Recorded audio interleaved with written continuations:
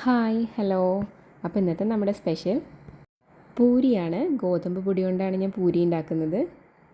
മറ്റൊരു പൊടികളും ഇതിൽ ചേർക്കുന്നില്ല. ഗോതമ്പ് പൊടി മാത്രം ഉപയോഗിച്ചാണ് പൂരി ഉണ്ടാക്കുന്നത്.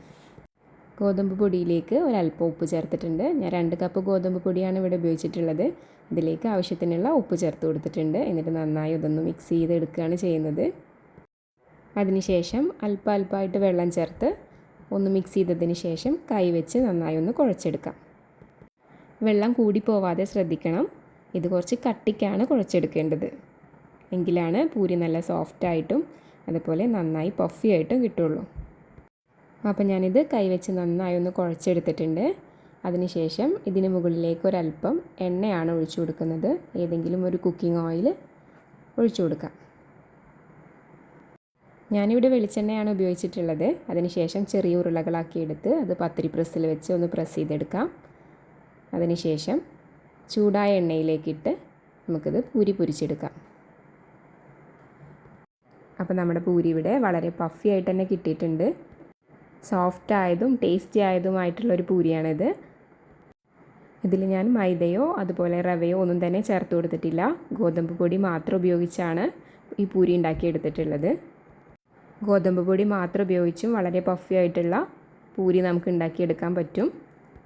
അതുപോലെ ഈ പൂരി ഒട്ടും തന്നെ എണ്ണ കുടിക്കില്ല. എല്ലാ പൂരിയും വളരെ പഫി ആയിട്ട് തന്നെ വരുന്നുണ്ട്. അപ്പോൾ ഈ ഒരു രീതിയിലും ഇനി എല്ലാവരും ഒന്ന് ഉണ്ടാക്കി നോക്കണം, ഒന്ന് ട്രൈ ചെയ്ത് നോക്കണം. എന്നിട്ട് അഭിപ്രായങ്ങൾ അറിയിക്കണം. ഈ പൂരിയിലേക്ക് ഞാൻ കപ്പ വെച്ചിട്ടുള്ളൊരു കറിയാണ് ഉണ്ടാക്കിയിട്ടുള്ളത്. പൊട്ടാറ്റോ വെച്ച് ബാജിക്കറി ഉണ്ടാക്കുന്ന ഏകദേശം ആ ഒരു രീതിയിൽ തന്നെയാണ് ഞാനിവിടെ കപ്പക്കറി ഉണ്ടാക്കിയിട്ടുള്ളത്.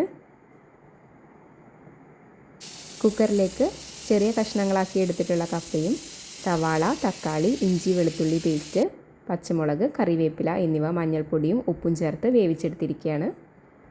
വെന്ത് വന്ന കപ്പ നന്നായി ഉടച്ചു കൊടുക്കുകയാണ് ചെയ്യുന്നത്. കപ്പ ഇവിടെ നന്നായി തന്നെ വെന്ത് വന്നിട്ടുണ്ട്. വളരെ ഈസി ആയിട്ട് തന്നെ അത് ഉടച്ചെടുക്കാൻ പറ്റുന്നുണ്ട്. അപ്പോൾ അത് നന്നായി തന്നെ ഞാൻ ഉടച്ചെടുക്കുകയാണ്. ഉടച്ചെടുത്ത കറിയിലേക്ക് നമ്മൾ വറവിടുകയാണ്. വറവിടാനായിട്ട് ഒരു ചട്ടി അടുപ്പത്ത് വെച്ചിട്ടുണ്ട്. അതിലേക്ക് 2 ടേബിൾ സ്പൂൺ വെളിച്ചെണ്ണ ചേർത്ത് കൊടുത്തിട്ടുണ്ട്. അതിലേക്ക് ഒരല്പം കടുക്, ഉലുവയും കറിവേപ്പിലയും ചേർത്ത് വറവിടുകയാണ് ചെയ്യുന്നത്. ഇത് കറിയിലേക്ക് ഒഴിച്ച് കറി നന്നായി മിക്സ് ചെയ്തെടുത്ത് കഴിഞ്ഞാൽ നമ്മുടെ കറി ഇവിടെ റെഡിയായി. പൊട്ടാറ്റോ കറി ഉണ്ടാക്കുന്ന അതേ രീതിയിൽ തന്നെയാണ് കപ്പക്കറി ഇവിടെ ഉണ്ടാക്കിയിട്ടുള്ളത്. ഇത് എല്ലാവരും ഒന്ന് ട്രൈ ചെയ്ത് നോക്കണം. താങ്ക്